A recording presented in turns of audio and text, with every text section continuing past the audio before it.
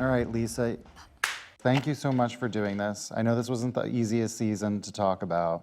I haven't seen the show this season. The reason I haven't seen the show is, one, because it's no fun being the recipient of everybody ganging up on you, but also, this isn't the first time I've been through this. It was a little bit in season 2. Being in a friendship with you is like playing chess with Bobby Fischer. Every move is so calculated. It was very similar in season 4. I've been a very good friend to you. Yes, and you've been a very shitty friend at the same time. Season 6 wasn't much different. Just own it, Lisa. F***ing own it. Own it. So this would be like the 4th time I've been through this. And I don't want to be a victim. I'm just talking about my emotional feelings. When you go through really kind of desperate time yourself, the people that are there next to you, holding your hand and supporting you, I think will forever kind of be etched in your mind as the people that got you through something. And I think the people that maybe aren't there, you suddenly realize that you can possibly do without. I think 8 years ago, I had no real understanding of what I was about to get into, but it was exciting. Adrian lived across the road from me. Taylor was a friend of Adrian's. Camille I knew vaguely because she used to live in the same gated community. Kyle I knew pretty well, and Kim through Kyle. So it was very organic, and I think we were really just out to have a good time. But this season feels different, but I think that was because I was emotionally in a very different place than I have been for the last 8 years. What's the likelihood you'll come back to this show? Real Housewives of Beverly Hills. It depends. I can't say.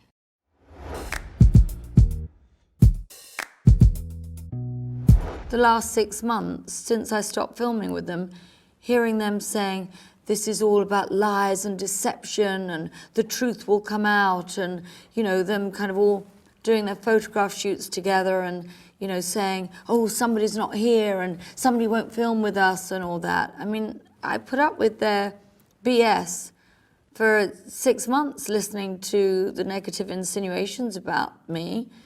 It hasn't been easy. If I had not done anything wrong, I would have fought my ass off and I wouldn't have turned tail and ran. But that's who I am. And I would have looked at every one of us and been like, F you, I told the truth. I'm not involved in this shit, and I'm not leaving. Or if she were hurting and she was really in a very bad place, come to one of us and say, you guys, I can't do this show anymore. This is a group of forgiving women. Like, I looked at them and said, like, guys, I'm really sorry. Like, I messed up. I, you know, fell into a trap and I took the bait and I did some things that I regret. And there wasn't one person that couldn't say, okay, we get it. You know, we all know that it's difficult to say, I screwed up and I'm sorry. I am not proud of this moment. But you have so much respect when someone does. I'm not a psychologist, but I think that for Lisa, and I'm not saying this in a mean way, I mean this honestly, like, I think that being called out by someone is very difficult for her. Sometimes, you know, people can't handle the truth and they want to run. You know what? I'm not dealing with this. Well, why are you walking away? We're having a conversation. This is a sabotage attack. Thank you very much. I'm going. Bye, guys. Please do not leave, Lisa. When Kyle came to my house, it was the night before my birthday weekend. I was particularly sensitive because this was my first birthday and obviously still grieving for my only sibling. And I remember her saying, well, let's talk about the story in Radar Online. I remember thinking, oh my God, really? And she said, yeah. I said, I don't care about that. And she said something like, well, the women do. I said, well, really? She said, they thought you gave the story. And I remember saying, but Kyle, I told TMZ that was absolute nonsense. So she said, well, I believe that too. And then it was like she slapped me in the face. Yes, what do you want me to say? I am not going to say, yes, I did something if I didn't do it. I'm done Maybe with you care more about your image than your friendships. Okay, good. At times. Bye. At times. Bye, Kyle. Show yourself out, darling.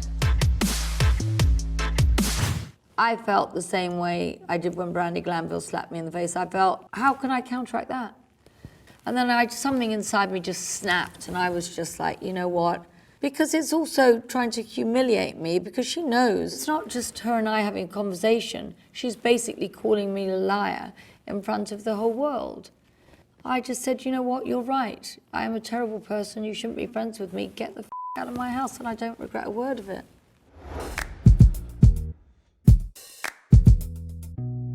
Co-parenting with Charlie Sheen. What about it? But a bump. Oh, I'm so tired of Charlie questions on Are this you goddamn really? show. Yes. Well, you knew you were gonna get it. Right.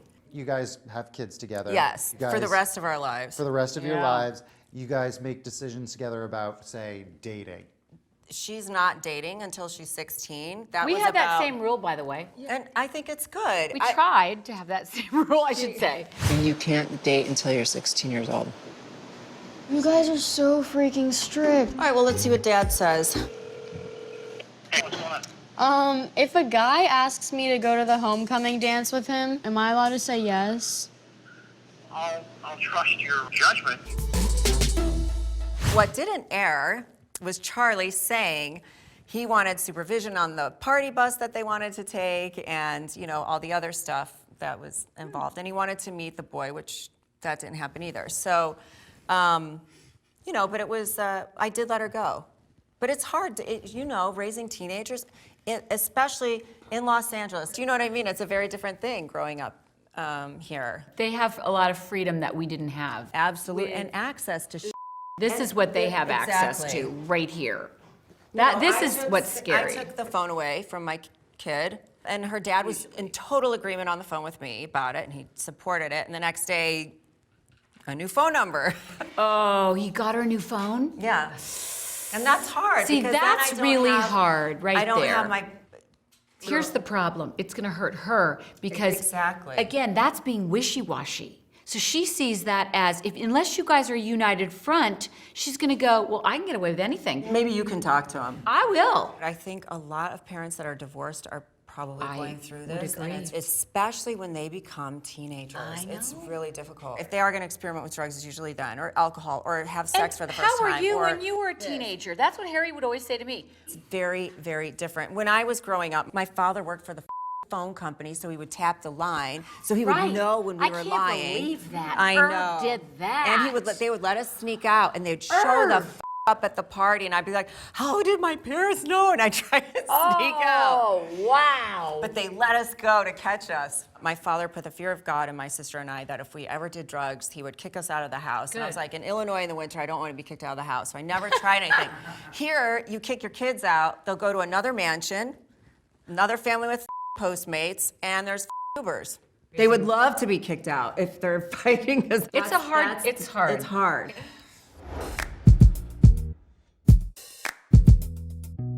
Listen, my husband has got a great sense of humor.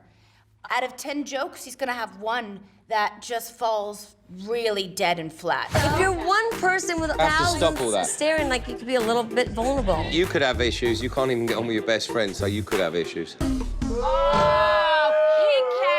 That's not cool. It's a joke. I thought to myself, wow, PK, you're really trying to play both sides of the fence here. Well, not my side. I don't know whose side. Actually, never mind.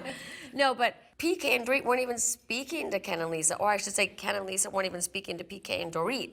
No, he had just spoken to Ken. Let's have lunch and see if two old gits like us can't sort this out. So, now you make one phone call and you make a comment to me like that? I mean, how about thanks instead of, throwing out a jab at me like that?